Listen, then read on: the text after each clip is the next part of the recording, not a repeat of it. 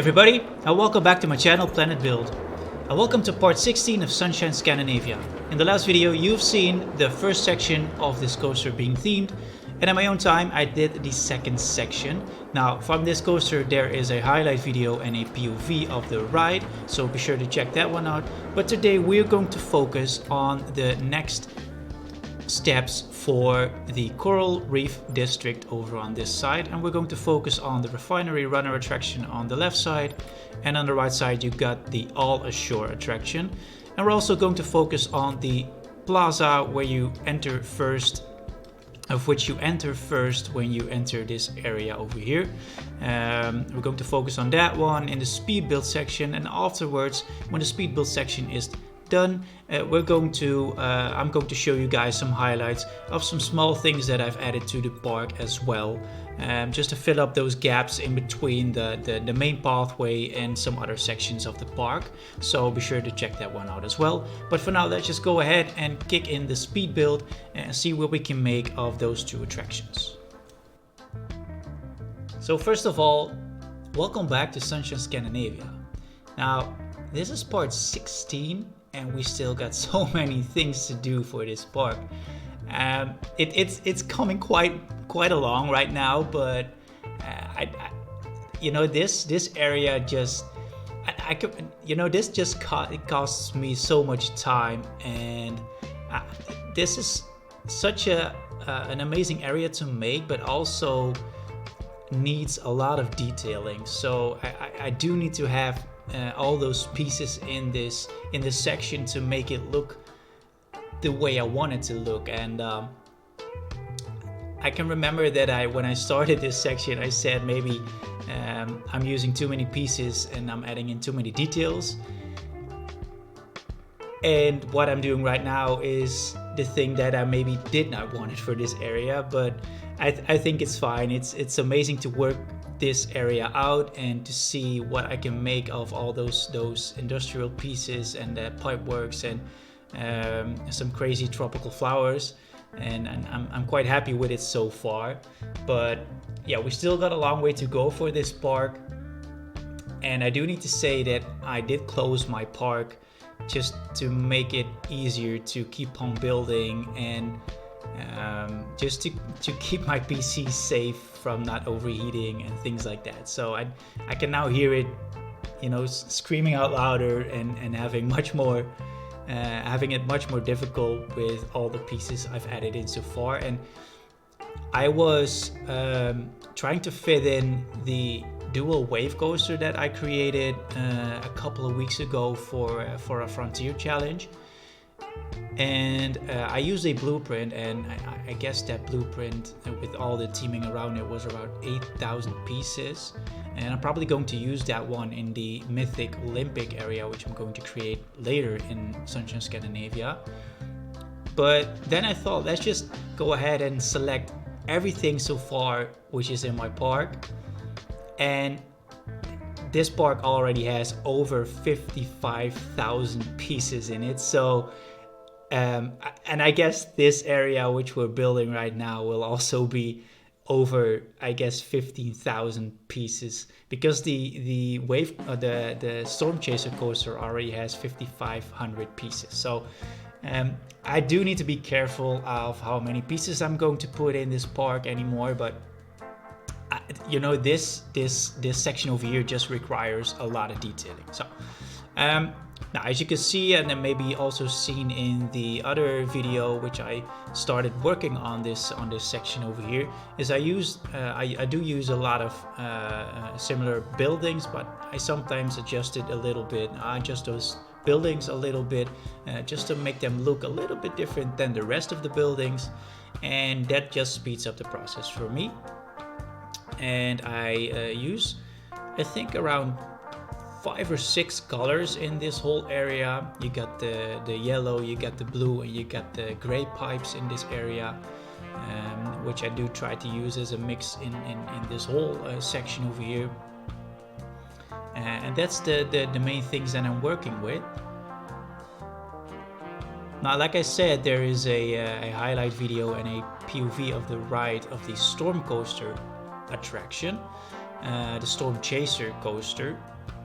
So be sure to check that one out. And like I said, it had over 5,500 pieces, so I was not able to upload it on the workshop as a separate coaster.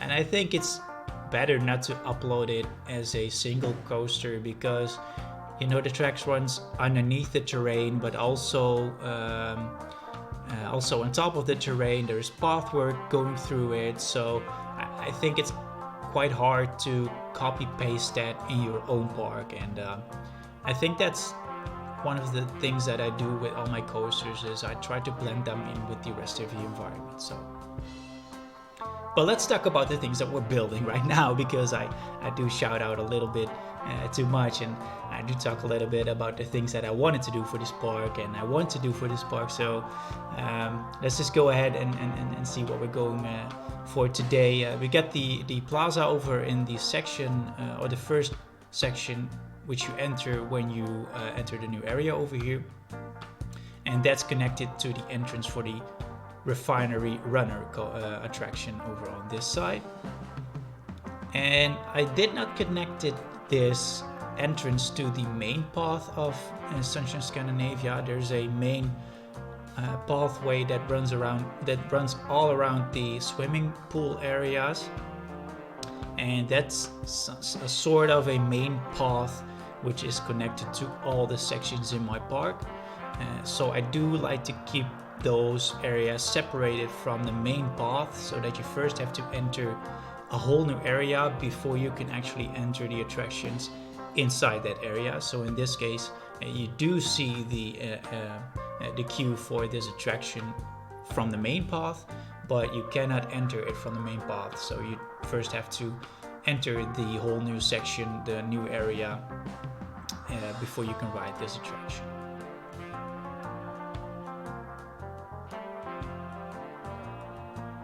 Like I said, I do like to use a lot of those pipes. You can use them in different ways, in different angles, and I think that just covers up some ground space. And eventually, when you add in foliage to that section where you use those pipes, you can quickly cover up a lot of ground and a lot of terrain. Because I hate when a terrain is like one open space, and I do tend to paint the terrain, in this case for this area, with the first of all I'm starting with the gravel, then I thought I'm using the rock, the simple rock, and then the sand and the I lost it, the shrubs. I don't like the colors on the grass. I do like the green color on the shrubs, because it's a little bit more detailed than the main grass painting that's in the game. So I'm using those four to actually paint the terrain.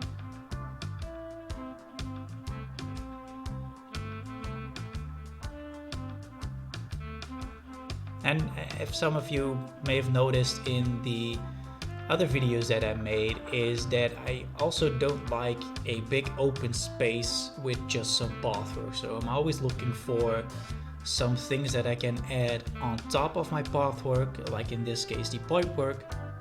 I think that just breaks the point of view when you view the park from a bird's eye view, but also gives some more detail to the section that you're building, in this case a small plaza over here. So I'm always looking for something that's on top of my path, just like a tree or some scenery, or maybe some umbrellas or stuff like that.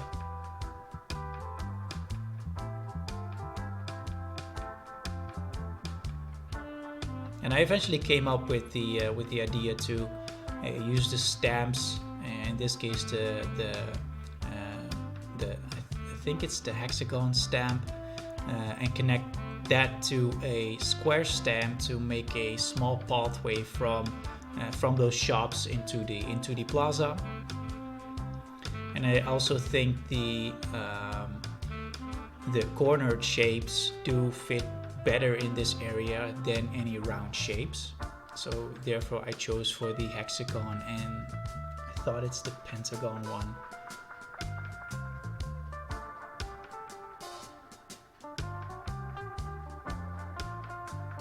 I do need to say that I also skip some parts that I build while I'm speed building, and that's mostly because I don't want to just upload footage from about 30 minutes just making the same things. So I do try to show a little bit of everything in a speed build, and then afterwards I do prefer to show you guys in real time what we did today, but also what I did while I was not recording any speed build for you. And that's also the thing that we're going to do today, because there's a lot of gaps in this park which I do need to fill, and those are mostly gaps in between the main path and the area where you enter a whole new area. And I did close up some of those gaps with some foliage and maybe some small plazas, so we're going to see those in a couple of minutes.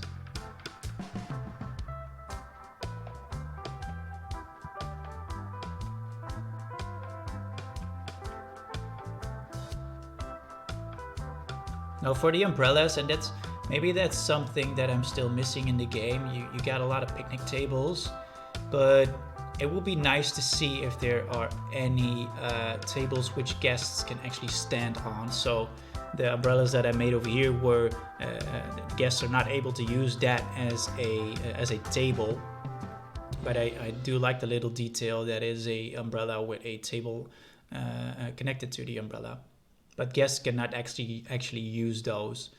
So maybe that'd be something for the future that Frontier can add, that you can have guests even standing under those umbrellas and using them as a table as well.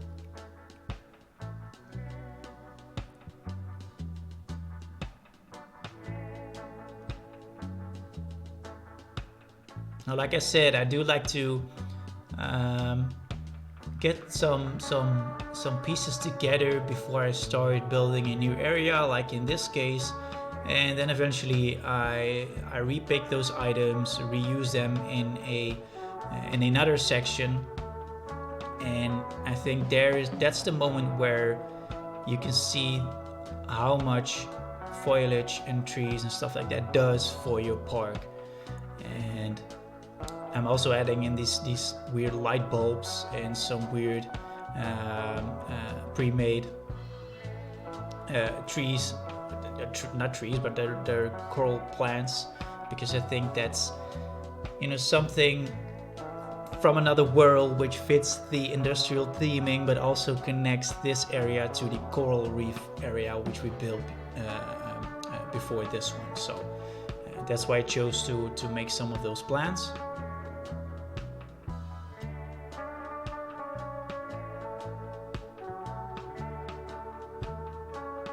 And I do need to say that it's quite handy